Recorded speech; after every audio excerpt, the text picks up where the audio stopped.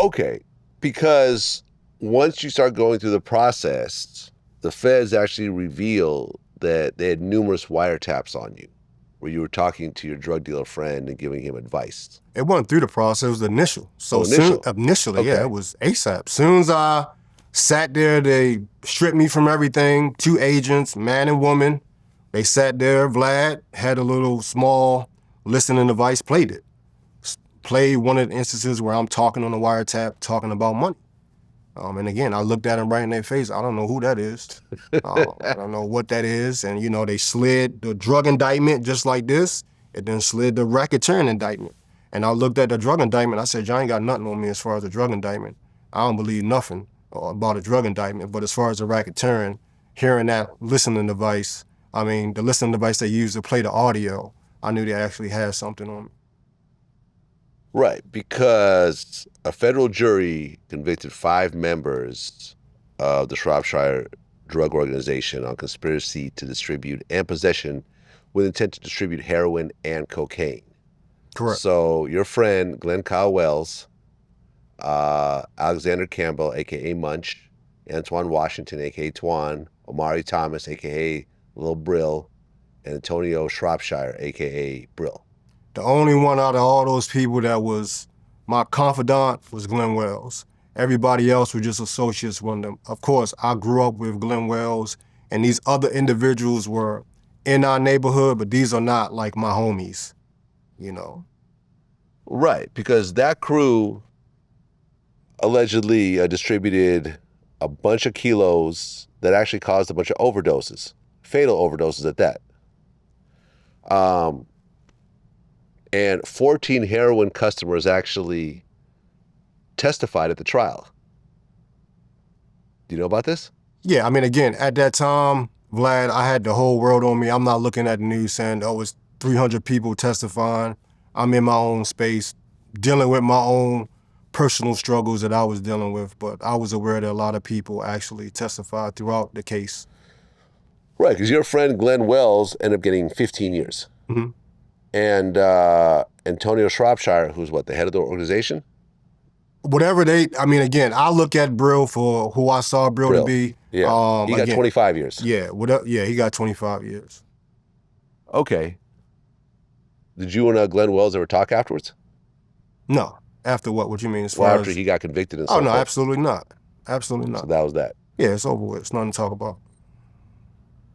Well, during the testimony, mm-hmm. you claimed that your partner, Ryan, fatally shot someone at point-blank range, and the deputy commissioner, Dean Palmier, coached and covered it up. Absolutely. Talk about the situation. It's basically the same thing. Knew about the instance, spoke about it as far as the shooting, which people knew about in the Northwest for years. Again, told the DOJ about it, the situation as far as the shooting, as far as the car stop, how things happened. Well, describe what happened. Yeah, so basically it was a car stop. I wasn't there. I was actually off. Car stop, individual had some narcotics in his waistband. I guess the individual just drove off, and then shots were fired. They shot into the car? Yeah, shots were fired, as the car was moving, yeah. Okay, so how did you know about it? Oh, there's just anything out there. I'm still a detective. A shooting happens, people are gonna call me and say, "Hey, was that you?" And I'm gonna say, "No, I was off, or I was doing something else. That wasn't me." And then later on, as I come to work, I start hearing things about it. Well, right. You actually testified that as the car was, I guess, driving off, Ryan said, "Fuck him. I just don't want to chase him." And then they actually shot, and then the victim of the car died 2 days later. Yeah. So was Ryan actually convicted of murder? No.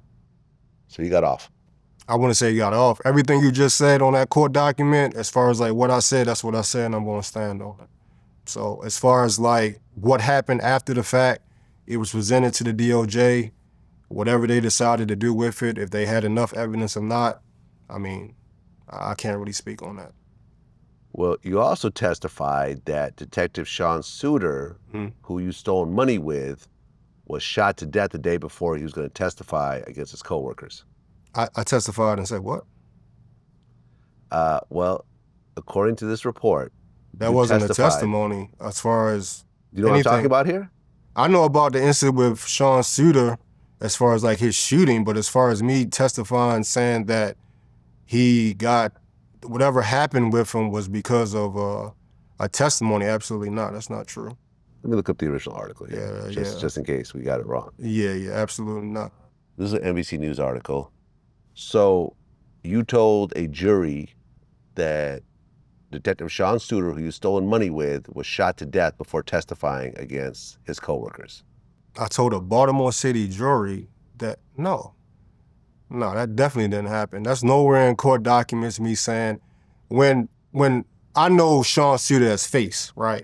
Okay. So when Face, the situation happened with him, what I told actual the DOJ was that everybody I was involved with as far as like my crew, if I work with you, basically your hands were dirty. That's what I said. As I'm in prison, whatever is going on as far as with the DOJ talking to Sean Suter to get him to go to the grand jury, that's what they have going on. I have no idea. So I'm in prison basically just like everybody else watching the news.